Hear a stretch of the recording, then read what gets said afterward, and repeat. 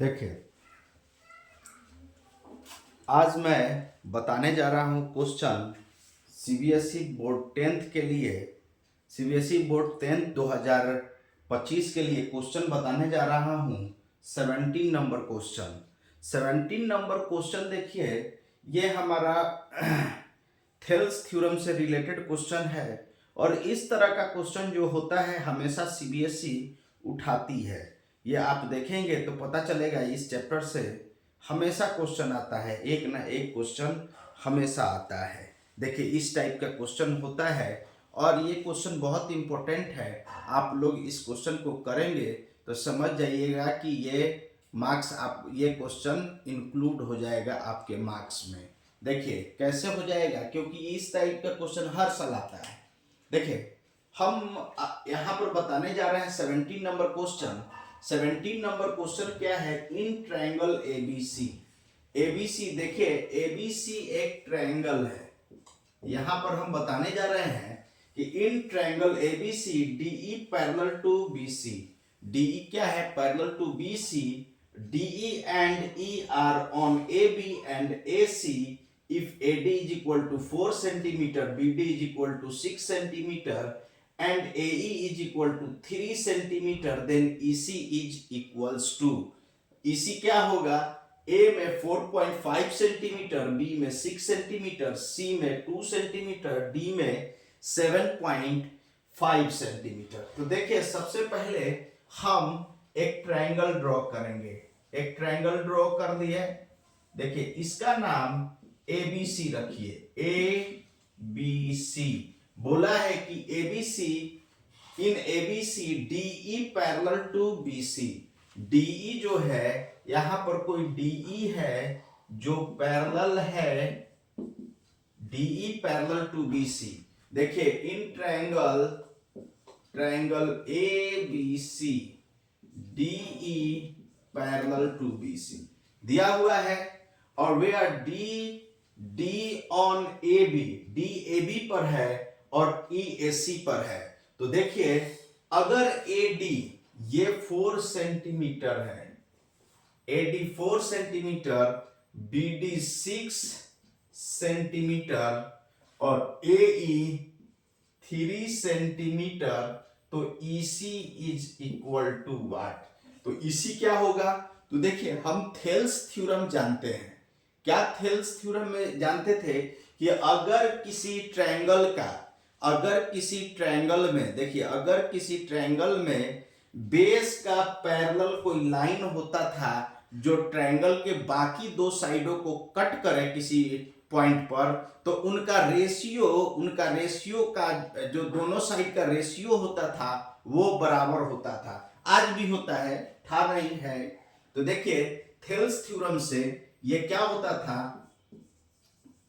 Thales theorem से क्या होता था? AD by DB is equal to AE by EC। अब देखिए, AD आपका दिया हुआ है 4 सेंटीमीटर और BD दिया हुआ है 6 सेंटीमीटर। देखिए, AE 3 सेंटीमीटर और EC ये दिया हुआ है। देखिए, EC जब निकालेंगे तो ये 6, देखिए सेंटीमीटर से सेंटीमीटर काट दीजिए, ये 2 से 2 बार में, 2 से 3 बार में, तो 3 क्या होगा? इधर इंटू में चला जाएगा, 3 इंटू 3, और ये 2 जो है वो बाई में चला आएगा। 2 जो है ये बाई में और 3 ऊपर चला जाएगा। तो देखिए, यहां पर क्या होगा? 3 3 जा EC, 3 3 जा 9/2, ये 9/2 को लिख सकते हैं 4.5 सेंटीमीटर। तो EC हमारा क्या हुआ? EC आ गया 4.5 सेंटीमीटर। देखिए, तो हमारा कौन सा ऑप्शन सही होगा? तो हमारा ऑप्शन ए करेक्ट होगा।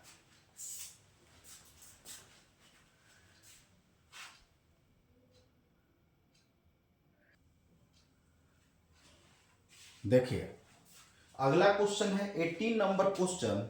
18 नंबर क्वेश्चन है हमारा कि 18 नंबर क्वेश्चन कि अ कार्ड इज, देखिए A card is drawn from well shuffled deck of 52 cards. देखिए कार्ड्स है जो 52 पत्तों का है, जो जुआ वाला कार्ड होता है, उसको खूब बढ़िया से क्या किया गया है, मिला दिया गया है. Shuffled deck of 52 cards, the probability of getting a king or a queen is a, मतलब किंग या क्वीन में से एक आने का प्रोबेबिलिटी क्या है.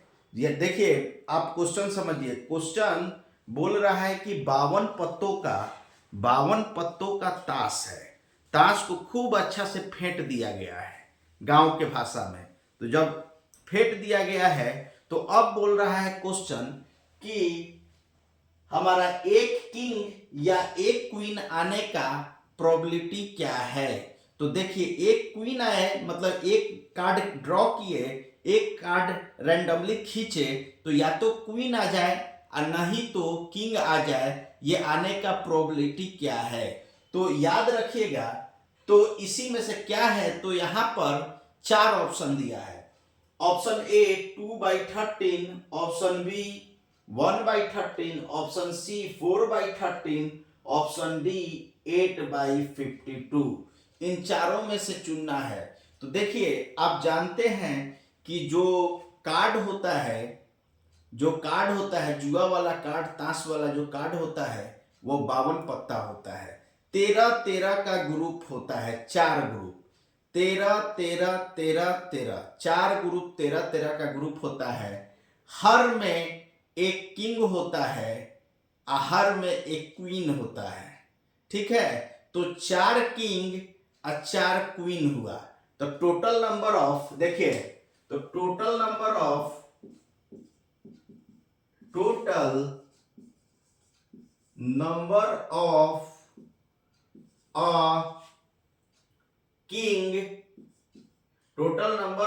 kings and queens is equal to 8. 4 king, 52 पत्ता में 4 किंग होता है, 4 क्वीन, 8 हुआ. तो हम जब रैंडमली खींचेंगे कार्ड एक, तो उसमें से या तो एक किंग आ जाए, नहीं तो क्वीन आ जाए. तो टोटल 8 पत्ता में से कोई एक निकलना है. मतलब टोटल 52 पत्ता है, उसमें से हमको चांस है कि ये 8 में से कोई आ जाए. तो देखिए प्रोबेबिलिटी क्या होता है. Probability total number of event क्या होगा, टोटल नंबर ऑफ इवेंट. देखिए टोटल नंबर ऑफ इवेंट ये हमारा होगा 52. मतलब 52 पॉसिबिलिटी हो सकता है कि ये जो कार्ड है वो आ सकता है.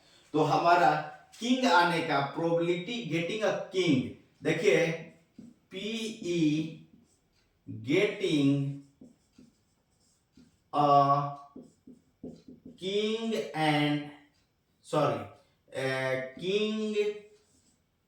and or queen is equal to 8/52. अब 8/52 हो गया. अब देखिए इसको काटेंगे तो इसमें से कोई नहीं आएगा. देखिए तो ये क्या होगा, ऑप्शन डी, ये हमारा प्रोबेबिलिटी होगा. तो ये प्रोबेबिलिटी किससे मिल रहा है, ऑप्शन डी से. तो ऑप्शन डी हमारा करेक्ट आंसर होगा. ऑप्शन डी करेक्ट आंसर होगा.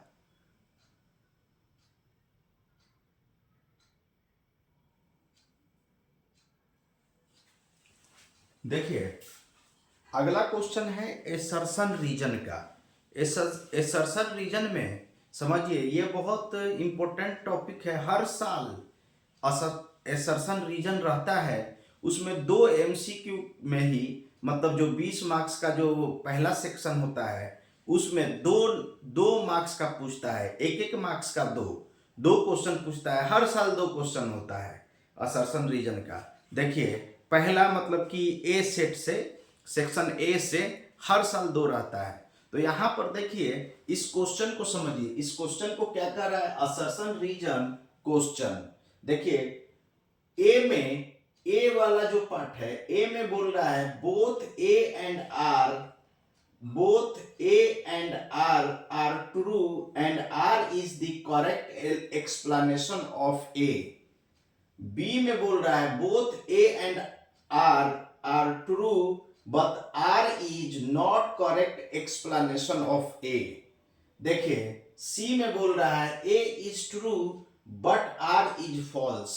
A सही है लेकिन R false है. देखिए A is false but R is true.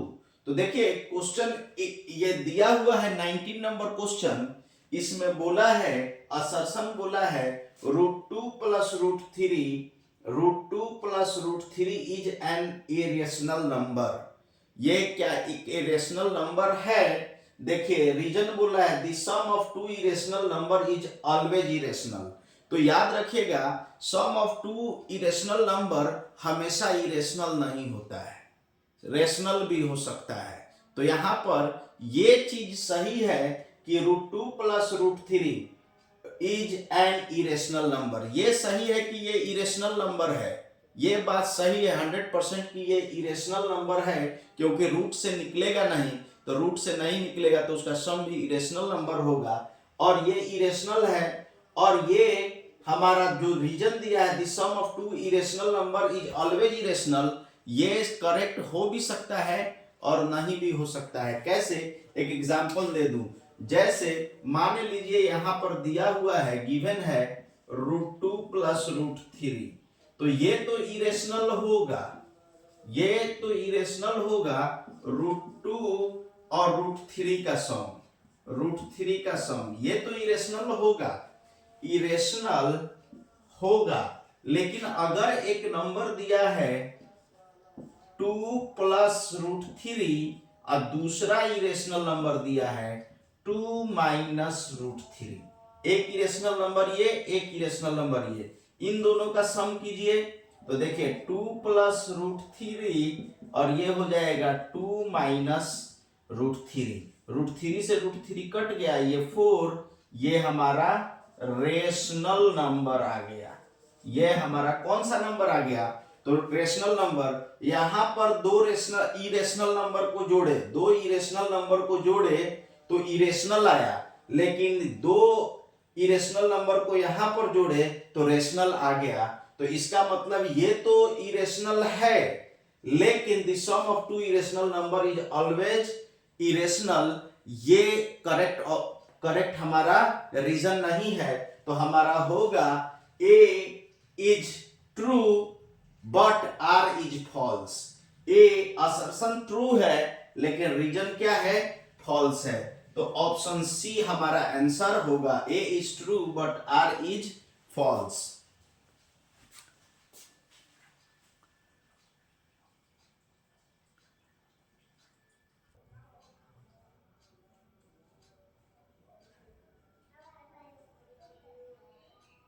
देखिए अगला क्वेश्चन है हमारा 20 नंबर. यह भी असर्शन रीजन का है. देखिए यहां पर इस क्वेश्चन में क्या कह रहा है, इस क्वेश्चन को समझने की जरूरत है. देखिए वही बात असर्शन रीजन दिया है both A and R are true and R is the correct explanation of A. मतलब A और R ट्रू है और R जो है करेक्ट एक्सप्लेनेशन A का है. दूसरा में बी में बोल रहा है both A and R are true but R is not correct explanation of A. मतलब कि R A का करेक्ट एक्सप्लेनेशन नहीं है. सी में बोल रहा है A is true but R is false. A तो सही है लेकिन R गलत है. देखिए डी में बोल रहा है A is false R is true. मतलब असर्शन जो है वो गलत है, रीजन सही है. तो देखिए यहां पर हम क्वेश्चन को सबसे पहले समझेंगे. यहां पर असर्शन में क्या बोला है, if the sum of two angle is 90 degree. मतलब अगर दो एंगल का सम 90 डिग्री हो, वन इज 30 डिग्री. पहला एंगल कितना है? 30 degree. Then sine of one angle is equal to cosine of other angle. यहां पर साइन को जब बिना एंगल को लिखा जाता है, बिना एंगल का लिखा जाता है तो SINE लिखा जाता है. याद रखिएगा साइन को SIN थीटा लिखते हैं ना, तो बिना एंगल थीटा के लिखेंगे तो SINE लिखेंगे अब कॉस को बिना थीटा का लिखेंगे तो कोसाइन लिखते हैं, COSINE, कोसाइन। कॉस को कोसाइन पूरा नाम होता है, साइन का साइन नाम होता है, टेन का टेंजेंट नाम होता है। ये बात को समझना पड़ेगा। तो बोला है कि if the sum of two angle is 90 and one is 30 degree, एक 30 डिग्री हो, then the sine of one angle is equal to cosine of other. तो देखिए दो एंगल का सम कितना है, तो यहां पर समझिए दो एंगल का सम दे दिया है, दो एंगल है, एक एंगल को थीटा मान लेंगे और अब दो एंगल का सम कितना दिया है, तो हमारा दिया है 90 डिग्री, तो दूसरा हो जाएगा 90 माइनस थीटा। पहला फर्स्ट जो हुआ थीटा मान लिए, तो दूसरा हमारा हुआ 90 माइनस थीटा, ये सेकेंड हुआ। पहला एंगल थीटा तो दूसरा 90 माइनस थीटा। तो अब जानते हैं, देखिए 90 माइनस थीटा क्योंकि दो का सम 90 है, तो पहला थीटा तो दूसरा 90 माइनस थीटा। थीटा का वैल्यू दिया हुआ है, थीटा का वैल्यू दिया हुआ है 30 डिग्री, और 90 माइनस थीटा तो इसको लिख सकते हैं 0 माइनस कितना, 0 माइनस 30, 90 माइनस 30 डिग्री, ये 60 डिग्री हो जाएगा, ये 60 डिग्री हो जाएगा। तो हम लोग यहाँ पर रीजन दिया है कि ये ऐसा इसलिए होता है क्योंकि sine theta is equal to cos 90 minus theta, ये होता है। तो देखिए ये बात सही है कि साइन 90 माइनस थीटा अगर यहाँ पर हम ले ले, देखिए अगर यहाँ पर ले ले हम sine theta is equal to, देखिए sine theta is equal to ले लें, देखिए थीटा, देखिए sine theta is equal to cos 90 minus theta, ये होता है, ये होता है, हम जानते हैं होता है। तो अब देखिए अब यहां पर क्या हुआ, देखिए ये रीजन जो है हम जानते हैं कि देखिए साइन का 30 डिग्री 1/2 होता है, और सेकेंड एंगल देखिए फर्स्ट एंगल हमारा 30 हुआ और सेकेंड एंगल कितना हुआ, सेकेंड एंगल देखिए first angle 30, second angle 60 degree हुआ। तो साइन 30 हम जानते हैं 1/2 और cos 60 देखिए cos 60 हम जानते हैं कि ये भी 1/2 होता है। तो sine 30 is equal to cos 60 हो गया। अब इसी को ना लिखेंगे sine 30 is equal to cos 90 minus 30 लिख सकते हैं, सॉरी हाँ 90 माइनस 30, तो cos 90 माइनस 30 तो 90 में से 3 गया तो 60 होगा, ये लिख सकते हैं। तो यही चीज बोल रहा है कि अगर दो एंगल का सम 90 है, एक एंगल 30 है, तो दूसरा एंगल जो होगा, एक एंगल 30 है तो एक का साइन दूसरे का कोसाइन आपस में बराबर होगा। तो ये एसर्शन भी सही है, ये एसर्शन भी सही है, ये रीजन भी सही है, रीजन ये होता है। तो देखिए अभी बता दिए हम, तो हमारा कौन सा होगा, ए वाला होगा, मतलब कि both A and R are true and R is the correct explanation of A. देखिए ये सही है, ए हमारा सही होगा। अब ये चीज आप एग्जाम में लिख देंगे, और कहना ये चाहता हूं, देखिए कहना ये चाहता हूं कि ये सब प्रैक्टिस अच्छे से करेंगे, आप खूब अच्छा से प्रैक्टिस करेंगे, और प्रैक्टिस करके तब आप एग्जाम देने जब भी जाएंगे, एग्जाम के समय तो एग्जाम देने जाएंगे, इन सब पैटर्नों को मैंने जो बनाया है, जो अपना गेस बनाया है, ये सब गेस समझिए कि एकदम एग्जाम बेस्ड गेस है, और ये एकदम सीबीएसई बोर्ड में आएगा, इसी तरह का ही क्वेश्चन आता है। और जो क्वेश्चन पेपर मेरा है सेट में बनाए हैं, देखिए स्टैंडर्ड